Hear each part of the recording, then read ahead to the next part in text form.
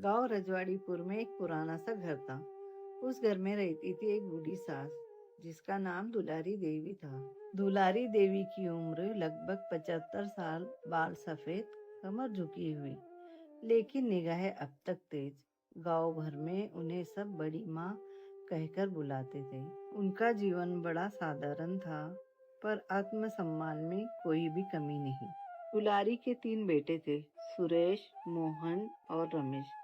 तीनों की शादी हो चुकी थी और बहुएं भी घर में साथ रहती थी। जब बेटे छोटे थे, दुलारी ने अकेले मेहनत करके उन्हें पाला, खेत संभाला और उनके लिए अच्छा घर बसाया। लेकिन वक्त बदलता गया। अब बहुएं अपने अपने ढंग से घर चलाना चाहती थी। सबको अपनी अपनी सुविधाएं चाहिए थी। सास को हर बात में टोकना, उनकी बातों पर हंसना धीरे धीरे एक आदत बन गई थी। दुलारी कभी कुछ कहती तो बहुएं कहती, अब जमाना बहुत बदल गया है अम्मा, आपकी बातें अब नहीं चलती। सुरेश की पत्नी गीता सबसे तेज थी। वह हमेशा कहती, सासू माँ, अब आप आराम करो, रसोई हमारे हवाले करो, बस चुपचाप बैठा करो। लेकिन उसका आराम करो का मतलब था सास किसी चीज में दखल ना दे। दुलारी धीरे धीरे एक कोने तक सिमट गई। सुबह उठती और आंगन में बैठ जाती। बेटे जब घर आते तो कुछ पूछते नहीं, सब अपने अपने परिवार में व्यस्त थे। एक दिन उन्होंने बहुओं को आपस में बातें करते हुए सुना। अब अम्मा को ऊपर वाले कमरे में भेज दो, वही एक कोठरी है, बूढ़े लोग वही अच्छे लगते हैं, नीचे आने से सबको परेशानी होती है। दुलारी के दिल में चुभ गया। वो घर जिसकी एक एक ईंट उन्होंने रखवाई थी, अब वही घर उन्हें बेगाना सा लगने लगा। अगली सुबह उन्होंने अपने तीनों बेटों को बुलाया। दुलारी ने कहा, मैंने तुम सबको पाल पोस कर बड़ा किया, अपनी जवानी खपा दी। अब तुम सब बड़े हो गए हो, घर के मालिक बन गए हो। अब मैं इस घर में बोझ बन चुकी हूँ, तो चलो एक फैसला करते हैं। बेटे चौंक गए। कैसा फैसला माँ? तुम सब मुझे महीने के हिसाब से बांट लो, हर बेटे के यहाँ 4-4 महीने रहूंगी। बेटे और बहुएं थोड़े चौंक गए, लेकिन सोचा अच्छा है, जिम्मेदारी बढ़ जाएगी। दुलारी पहले 4 महीने सुरेश और गीता के घर चली गई। दुलारी को जैसे तैसे सम्मान दिया गया, लेकिन गीता अक्सर उन्हें ताने देती। अम्मा, दूध महंगा हो गया है, थोड़ा कम ही पिया करो।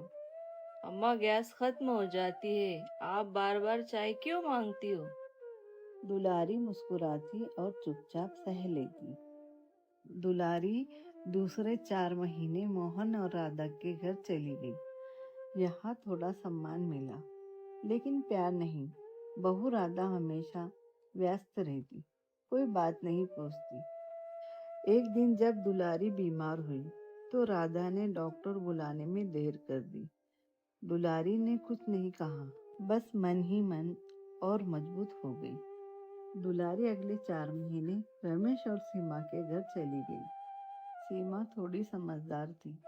उसने कोशिश की कि दुलारी को खुशी मिले, लेकिन घर का खर्च, बच्चों की पढ़ाई और छोटी सी जगह सब मिलकर तनाव बन गए। एक दिन सीमा ने कह दिया, माँ जी, सबसे अच्छा गांव का ही अपना घर था, वही क्यों नहीं रहती आप? उस रात दुलारी ने अपनी पुरानी संदूक से जमीन के कागज निकाले।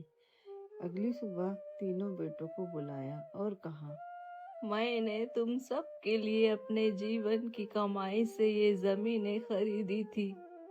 अब समय है कि मैं इन्हें बांट दूं, लेकिन एक शर्त है, जो मुझे इस घर में आखिरी सांस तक रखेगा, वही इस पूरी जमीन का मालिक होगा। तीनों बेटे सन्न रह गए और बहुएं चुप। अब सबके चेहरे पर चिंता की लकीरें थी। पहले जो साज बोझ लगती थी, अब वही एक सम्मान की वस्तु बन गई।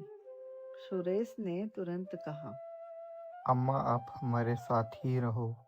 मोहन बोला। माँ, हम आपके बिना कैसे रह सकते हैं? रमेश बोला। माँ आप हमारी शक्ति है, आप हमारे घर का आशीर्वाद हो। दुलारी मुस्कुराई। अब तीनों बहुएं भी पास आ गई। गीता ने सास के पैर छुए और कहा, माफ कर दीजिए माँ, हमसे बहुत गलतियाँ हुई है।